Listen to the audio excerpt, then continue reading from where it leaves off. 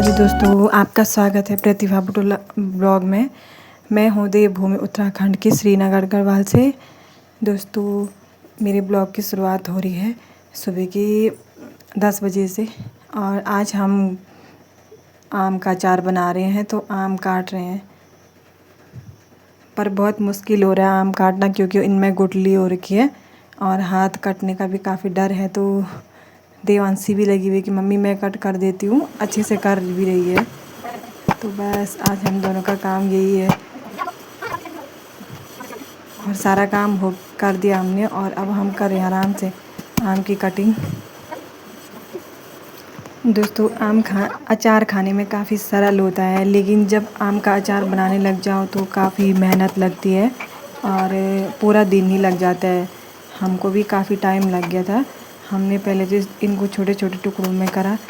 पहले तो ये हो ही नहीं कटिंग हो ही नहीं रही थी, लेकिन बड़ी मुश्किल से हमने इनको छोटे छोटे टुकड़ों में कट करा और कट करने के बाद हमने इनको छत पे सुखाने के लिए रखा। पर पूरा दिन लग गया था हमारा ये, और इस ब्लॉग को शूट करने में भी काफ़ी टाइम लगा हमको। जैसे जैसे हम ये कटिंग वगैरह करते रहे, वैसे हम ब्लॉग शूट करते रहे। अच्छा भी लगता है दोस्तों वैसे ब्लॉग बनाने में और अपना काम करने में भी। देवांशी ने भी काफ़ी मदद करी मेरी और वो अच्छे से भी कर रही थी। मेरे को थोड़ा ये डर था कि हाथ ना काट दे, क्योंकि बच्चे थोड़ा हो ही जाता है ना, हमसे ही नहीं हो पा रहे थे। तो वो तो छोटी ही बच्ची रही, तो फिर भी वो अच्छे से कर रही थी। तो कभी वो कर रही थी तो कभी मैं कर रही थी, और बच्चों के साथ टाइम एक्सपेंड भी हो जाता है और अच्छा भी लगता है उनके साथ समय बिताना।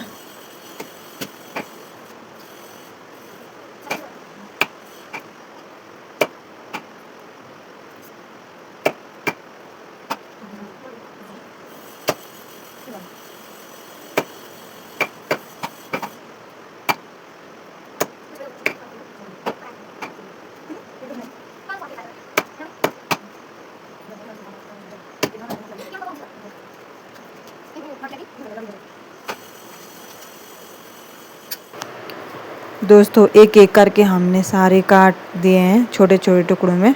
अभी कुछ बच रखे हैं, ये सारे हमने काट दिए हैं और इनकी अंदर की जो गुठलियाँ होती है वो सारे निकाल के छोटे छोटे टुकड़ों में कर दिए अलग।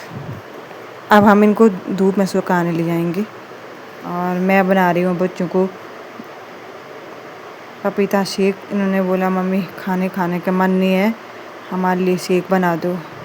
तो मैंने इनके लिए शेक बनाया पपीते का।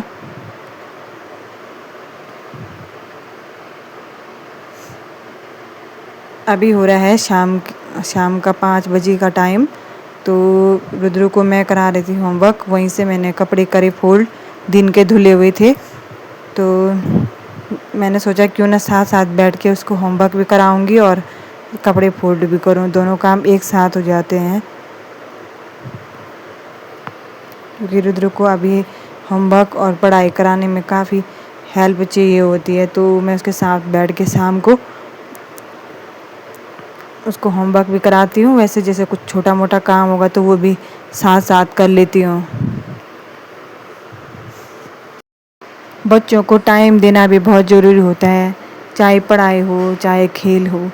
पढ़ाई के लिए भी इसलिए होता है टाइम देना, क्योंकि हम बैठ के अगर उनको सिखाएंगे तो बच्चे भी हमारे साथ बैठना सीखेंगे और टाइम की वैल्यू भी समझेंगे। और अक्सर अक्सर माएँ खुद नहीं पढ़ाते और ट्यूशन लगवाते हैं।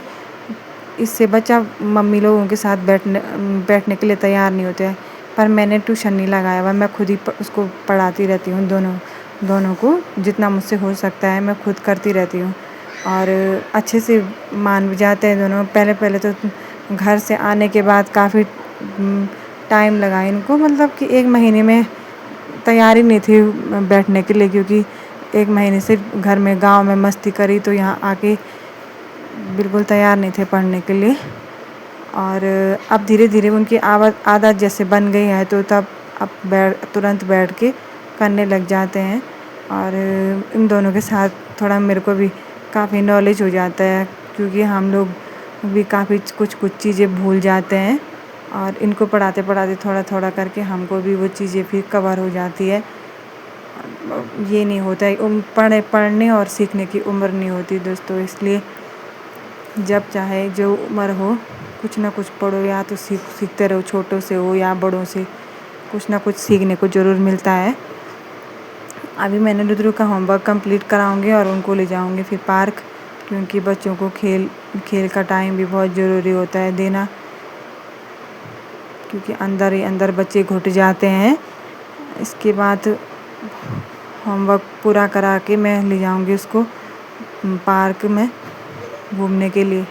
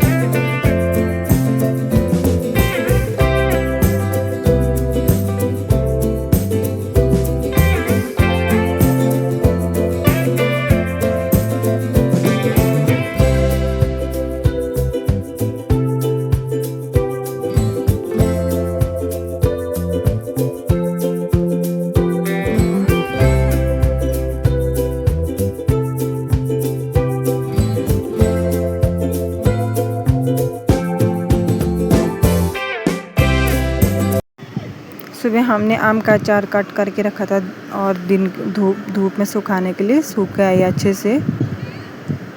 और आज शाम को मैं लाई थी मक्का, और बच्चों ने बोला मम्मी हमको ये पका के दे दो, तो मैंने इसको अच्छे से उबाला प्रेशर में, और टेस्टी होता है क्योंकि इसमें नमक डाल के अच्छे से पक गया ये। अब मैं बच्चों को दे दूँगी खाने के लिए। दोस्तों, अगर आपको मेरा ब्लॉग पसंद आ रहा हो तो लाइक शेयर सब्सक्राइब करिए। Thank you. मिलते हैं अगले ब्लॉग में। ये ब्लॉग यहीं समाप्त करते हैं। राधे राधे, हरे कृष्णा।